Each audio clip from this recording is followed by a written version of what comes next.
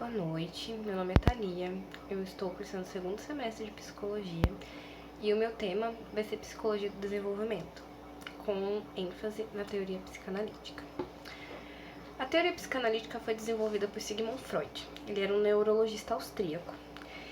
E essa teoria está intimamente relacionada à sua prática psicoterapeuta. Ela explica os transtornos mentais, o desenvolvimento do homem, a sua personalidade e a sua motivação. Freud enfatizava na sua teoria que as relações humanas eram de extrema importância para o desenvolvimento humano e a motivação sexual também. Mas não apenas o prazer do órgão genital, mas qualquer atividade que desde a infância proporcionasse prazer. E essa sua teoria ela foi dividida em 5 partes, que foi a fase oral, anal, fálica, latência e genital. Porém, eu vou dar ênfase no Erik Erikson, que ele foi um psicanalista alemão que fez parte do círculo de Freud em Viena e que mudou e ampliou a teoria freudiana. Enquanto Freud afirmava que era apenas 5 e que essas experiências aconteciam apenas na infância, Erikson afirmava que o desenvolvimento pessoal acontecia durante toda a vida. E a personalidade se desenvolvia também pela resolução das tensões entre as várias etapas da vida. E, como eu falei na sua teoria, o desenvolvimento humano era dividido em 8 partes, sendo as 4 primeiras relacionadas à infância e as 4 últimas relacionadas à vida adulta e à velhice. O primeiro estágio, ele fala sobre a confiança e a desconfiança básica, que quando o recém-nascido nasce, ele cria um vínculo e uma relação de dependência com quem está perto dele, seja pai, mãe, tio, vó, primo, qualquer coisa. E assim, eles descobrem que eles podem contar com essas pessoas desde cedo. E à medida que os sentidos dos bebês vão se desenvolvendo, eles vão começando a explorar e a reconhecer o ambiente que ele está, eles costumam não sentir mais medo e nem ansiedade quando a mãe não está por perto. E caso todas essas necessidades não sejam atendidas e a criança seja ignorada, ela pode acabar sofrendo com a desconfiança, com a dúvida e com a insegurança, o que vai atrapalhar as relações que elas vão ter no futuro. A segunda fase ocorre entre o primeiro e o terceiro ano de vida, onde a criança aprende a ser independente, a chorar, a fazer birra para conseguir aquilo que ela quer. E caso o ambiente não satisfaça as necessidades e as vontades daquela criança, elas podem começar a duvidar de si mesma, da sua capacidade, do seu potencial, e no futuro provavelmente serão umas pessoas que não vão conseguir tomar iniciativa, elas vão se achar incapazes de conseguir as coisas, vão sempre se colocar para baixo, sempre se colocar em posição de vítima.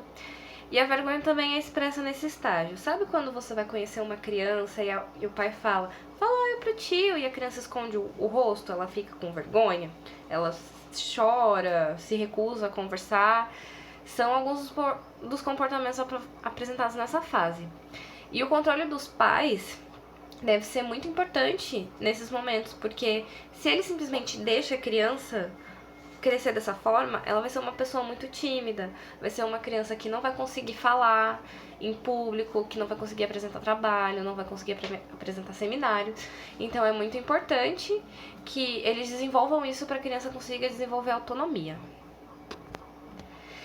No terceiro estágio, a gente vê o desejo de tomar iniciativa, descobrir sobre o ambiente que ele tá, descobrir sobre si, e moldar a identidade pessoal. A criança, ela já imagina quem ela quer ser, o que ela quer ser e o que ela vai se tornar. A rivalidade e os ciúmes também são desenvolvidos nessa fase. Provavelmente a gente vai ver uma criança fazendo birra para chamar a atenção da mãe, pois ela quer ser o centro da atenção. É aquela fase que tudo, você tá numa rodinha e tem sempre uma criança chamando a atenção, porque ela quer atenção pra ela quer fazer escândalo pra ter a atenção de todo mundo voltada pra ela. E se revolta quando isso não acontece, quando o seu ente querido não dá a atenção que ela precisa. Caso se encontrem numa posição que eles não sejam prioridade, eles se sentirão culpados e preocupados se eles estão tendo as suas necessidades atendidas. No quarto estágio, desenvolvemos a questão da produtividade e da inferioridade. Com o avanço das interações sociais, as crianças provavelmente já estarão na escola, já estarão fazendo amiguinhos. As crianças elas vão acabar desenvolvendo orgulho das suas realizações e habilidades ao ser elogiado. Por exemplo, uma criança que tira uma nota muito alta na escola e é elogiada pela família, ela vai se sentir orgulhosa de si mesma. E ao contrário também, aquelas que não recebem incentivo nenhum, elas vão ir desenvolvendo sentimento de inferioridade, como que o que elas fizessem não fosse bom o bastante para trazer orgulho às pessoas que estão em volta dela. E gera muita frustração e insegurança. Na quinta fase, fala sobre identidade e confusão da identidade. Ocorre durante a adolescência e às vezes é turbulenta. Essa fase tem como papel principal no desenvolvimento do senso de identidade de uma pessoa, que continuará a influenciar para o resto da vida dela. Durante a adolescência, se explora a independência, o desenvolvimento do sentido de si, desenvolve os relacionamentos também, a gente começa a criar vínculos mais fortes de amizade, começa a se apaixonar, começa a ter um misto de sentimento dentro da gente que na infância a gente não tinha. Aquelas que vão recebendo o incentivo e o reforço adequado vão atingir essa fase com um forte senso de si mesmas e uma sensação de dependência e controle. Aquelas que permanecem inseguras de suas crenças e desejos vão se sentir confusas sobre si mesmas, sobre o futuro. Essa etapa leva com sucesso para a fidelidade, o que Erikson descreveu como uma capacidade de viver de acordo com as normas e expectativas da sociedade. O sexto estágio fala sobre intimidade e isolamento. Essa fase ela abrange o início da fase adulta, quando a gente sai da adolescência ali com 21 anos, e a gente começa a explorar as nossas relações pessoais. O Erikson acreditava que era vital que as pessoas desenvolvessem relações estreitas e comprometidas com outras pessoas. Aquelas que são bem-sucedidas nessa etapa irão formar relacionamentos que serão duradouros e seguros. Cada etapa se baseia em habilidades aprendidas nas etapas anteriores. Erikson acreditava que um forte senso de identidade pessoal foi importante para o desenvolvimento das relações íntimas. A resolução bem-sucedida dessa etapa resulta na força conhecida como amor. Ela é marcada pela capacidade de formar relacionamentos duradouros e significativos com outras pessoas. E quando a gente fala sobre isso, não fala apenas só do amor romântico, de um relacionamento, um casamento. Fala também sobre a amizade, sobre o vínculo que se tem com a família, com os irmãos, com os pais, com os parentes. Se fala sobre a força dos vínculos que você consegue desenvolver durante essa fase. O sétimo estágio abrange a generatividade e a estagnação. Durante a idade adulta, começamos a construir nossas vidas com foco na nossa carreira e família.